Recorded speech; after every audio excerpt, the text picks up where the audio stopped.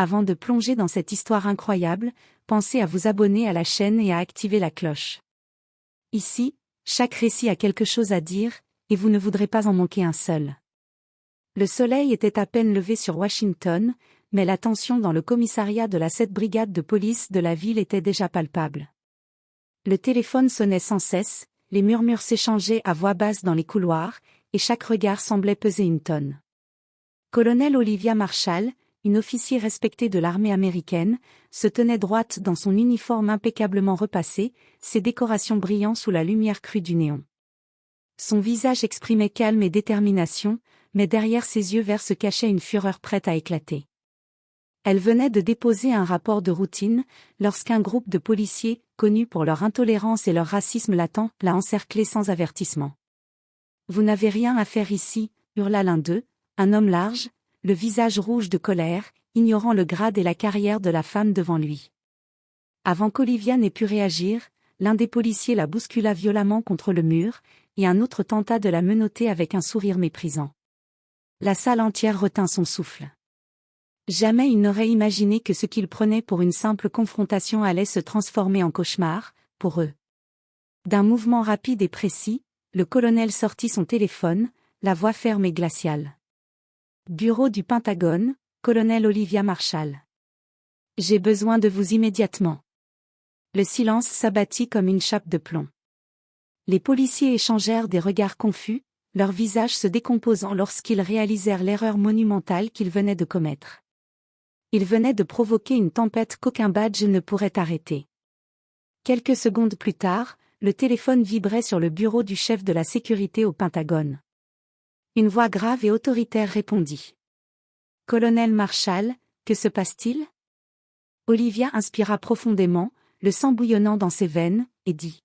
« Je suis entourée de policiers qui ignorent qui je suis, et je pense qu'ils vont regretter d'avoir sous-estimé un officier de l'armée. » Et à ce moment précis, tout le commissariat comprit qu'il venait de déclencher une intervention directe du Pentagone.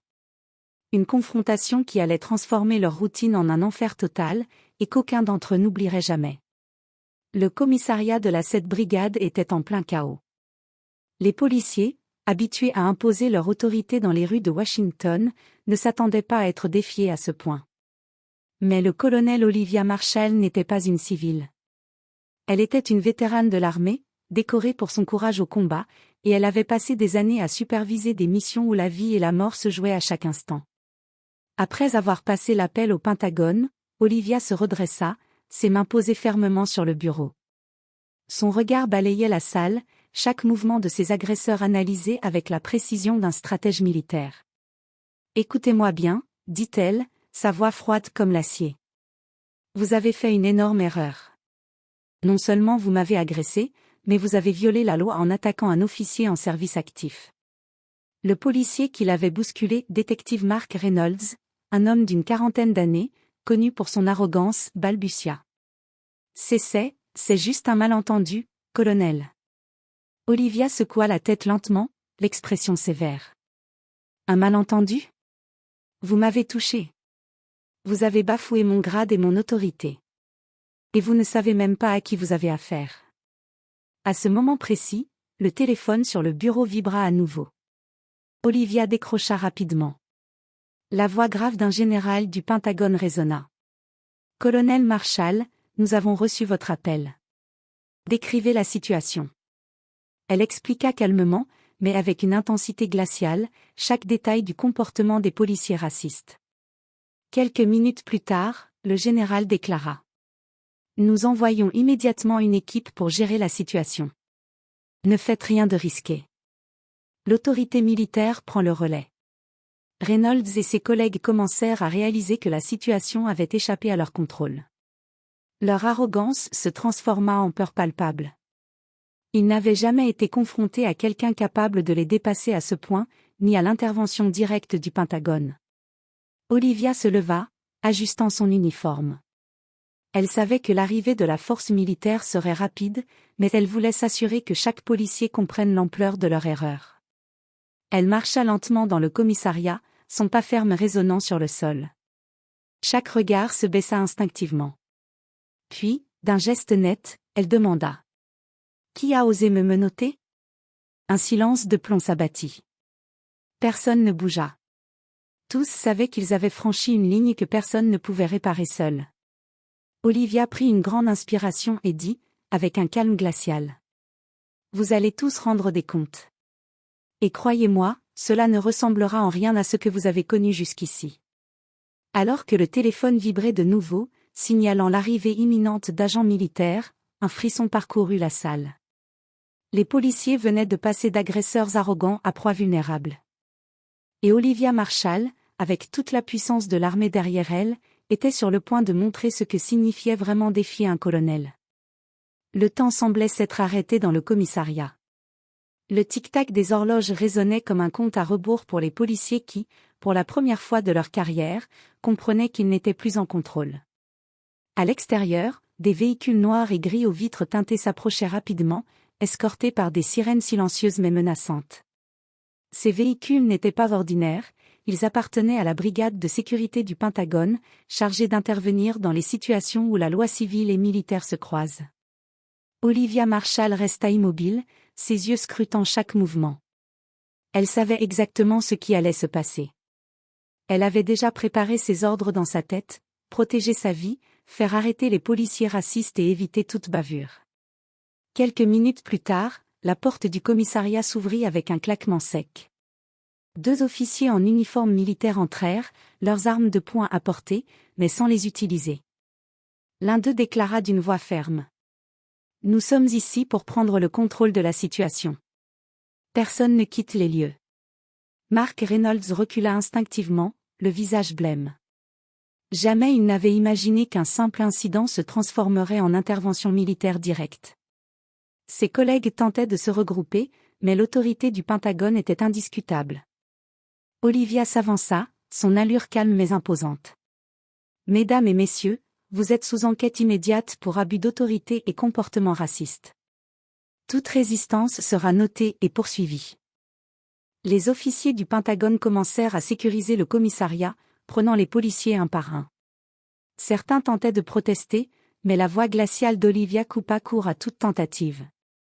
« Je ne tolérerai aucun mensonge.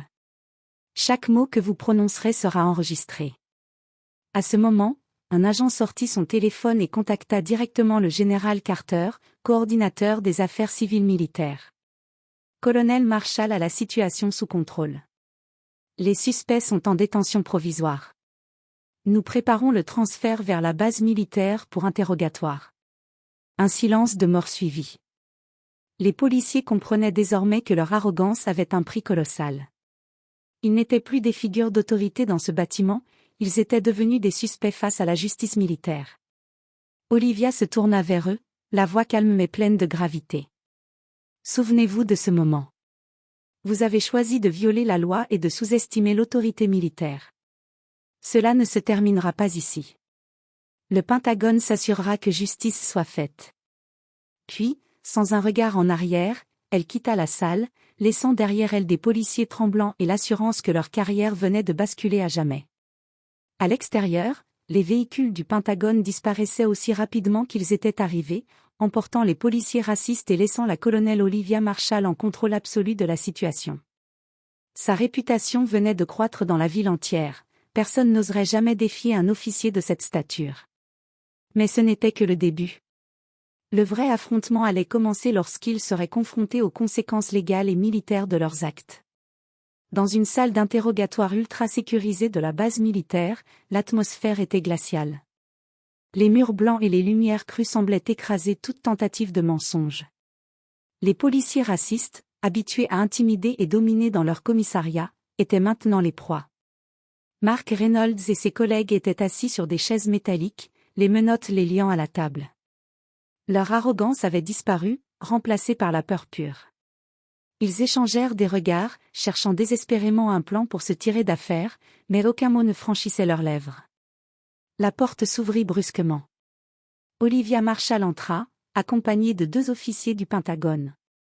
Son uniforme militaire impeccable reflétait l'autorité et la discipline. Ses yeux verts brillaient d'une intensité glaciale. « Asseyez-vous » ordonna-t-elle calmement. « Vous allez répondre à mes questions avec honnêteté. Chaque mensonge sera découvert, et croyez-moi, vous ne voulez pas voir ce que je peux faire. Le silence était pesant. Même les officiers du Pentagone ressentirent la force tranquille d'Olivia. Reynolds craqua le premier. Colonel, nous ne savions pas. Olivia le fixa intensément. Vous saviez. Vous avez attaqué un officier actif et tenté de me menotter sans motif valable. Ce n'était pas un accident, c'était un choix. Elle sortit alors un dossier contenant des enregistrements de caméras, des témoignages et des rapports internes. Tout ce que vous avez fait a été enregistré. Chaque mot, chaque geste, chaque acte de racisme est documenté. Vous allez être jugé par une commission militaire. Reynolds tenta de protester, mais sa voix tremblait. Mais, nous sommes policiers. Nous ne faisions que notre travail. Olivia secoua la tête, avec un calme glacial. Votre travail n'est pas d'humilier, d'agresser ou de discriminer. Vous êtes censé protéger, pas abuser de votre pouvoir. Vous avez choisi la violence et le racisme. Et aujourd'hui, vous allez répondre de vos actes devant l'autorité militaire. Les heures passèrent. Olivia menait l'interrogatoire avec une précision chirurgicale, chaque réponse manipulée, chaque mensonge mis en lumière. Les policiers comprirent qu'aucun subterfuge ne pourrait les sauver. Chaque détail de leur comportement était enregistré, chaque erreur amplifiée. À la fin de la journée, le colonel se leva, imposante et majestueuse. Vous allez être suspendu, inculpé et jugé. Et croyez-moi, la justice ne sera pas clémente. Vous avez sous-estimé l'autorité militaire, et cela vous coûtera cher. Alors qu'elle quittait la salle, le silence était total. Même les officiers du Pentagone, impressionnés par son autorité, savaient qu'Olivia Marshall venait de transformer une simple agression en un exemple pour tous ceux qui osaient défier un officier militaire. Mais au fond d'elle, Olivia savait que la vraie leçon ne s'arrêtait pas ici. La ville entière devait comprendre qu'aucune forme de racisme ou de violence n'était tolérable, surtout de ceux censés protéger la loi. Et elle était prête à aller jusqu'au bout pour le prouver. Les semaines suivantes furent un véritable cauchemar pour Mark Reynolds et les autres policiers racistes. Suspendus de leurs fonctions, leur vie professionnelle et personnelle se transformait en enfer. Les auditions et enquêtes menées par le Pentagone révélaient l'ampleur de leur comportement, harcèlement, abus d'autorité et actes racistes accumulés depuis des années. Le jour du jugement arriva. La salle d'audience militaire était solennelle, chaque siège occupé par des officiers, des représentants civils et des témoins. Olivia Marshall entra, impeccable dans son uniforme, ses décorations reflétant non seulement son rang mais aussi l'autorité qu'elle incarnait. Son regard traversa la salle comme une lame, et chaque policier assis la sentit le poids de ses actes. Le procureur militaire présenta les preuves, vidéos, témoignages, rapports détaillés. Les policiers tentèrent de se défendre, balbutiant des excuses qui sonnaient creuses et insignifiantes. Mais Olivia, en tant que témoin clé, expliqua calmement mais avec force chaque détail. Ce n'est pas seulement une affaire d'agression. Il s'agit de respect, de discipline et de responsabilité. Ces hommes ont utilisé leur uniforme pour humilier et attaquer. Leur comportement est inacceptable. Le silence régnait dans la salle. Chaque mot d'Olivia était précis, pesé et irréfutable. Le jury militaire n'avait aucun doute, les policiers avaient franchi une ligne qu'aucune excuse ne pouvait effacer. Lorsque le jugement tomba, il fut sévère mais juste, licenciement immédiat, interdiction à vie d'exercer dans la fonction publique, et des sanctions légales pour abus de pouvoir et discrimination. Pour la première fois de leur carrière, Reynolds et ses collègues comprirent que leur arrogance avait été leur pire ennemi. Olivia sortit de la salle d'audience, le cœur lourd mais satisfait. Elle savait que la justice n'effaçait pas le passé, mais elle envoyait un message clair. Personne, pas même un policier, n'était au-dessus de la loi. À l'extérieur, les journalistes attendaient. Olivia fit une déclaration publique. L'autorité n'est pas un droit de dominer. C'est une responsabilité. Ceux qui violent cette responsabilité doivent répondre de leurs actes. Aujourd'hui, la justice a parlé. La ville entière retint son souffle. Le nom de colonel Olivia Marshall devint synonyme de courage, de justice et de fermeté face à l'injustice. Les policiers racistes, humiliés et disgraciés, ne pouvaient que contempler leur chute, une leçon qu'ils n'oublieraient jamais. Et pour Olivia, ce n'était pas seulement une victoire personnelle, c'était la victoire de la loi, de l'ordre et de l'éthique sur l'arrogance et le racisme. Sa fureur avait été juste, sa patience calculée, et sa détermination inébranlable. Dans une ville où certains croyaient pouvoir tout faire impunément, le colonel Marshall venait de prouver que la justice pouvait frapper, précise et implacable.